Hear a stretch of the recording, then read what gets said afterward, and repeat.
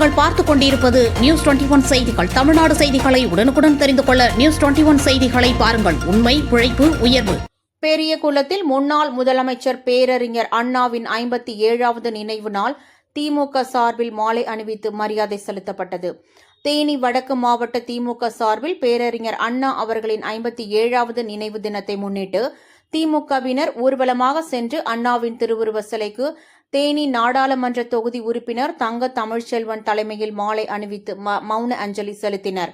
இந்த நிகழ்வில் தேனி வடக்கு மாவட்ட அவைத் தலைவர் செல்லபாண்டியன், பெரியகுளம் நகர செயலாளர் முகமது இலியாஸ், பெரியகுளம் வடக்கு ஒன்றிய செயலாளர் எம் பாண்டியன், பெரியகுளம் நகர்மன்ற தலைவர் சுமிதா சிவக்குமார், முன்னாள் ஊராட்சி ஒன்றிய குழு பெருந்தலைவர் அணி அமைப்பாளர் ஸ்டீபன், விளையாட்டு மேம்பாட்டு அணி துணை அமைப்பாளர் கார்த்திக், நிகழ்ச்சியில் பேரூராட்சி தலைவர்கள், வழக்கறிஞர்கள், மாவட்ட நகர சுற்றுச்சூழல் மற்றும் மாவட்ட நகர ஒன்றிய நிர்வாகிகள், உள்ளாட்சி பிரதிநிதிகள், உறுப்பினர்கள், தொண்டர்கள் என ஏராளமானோர் கலந்து கொண்டனர்.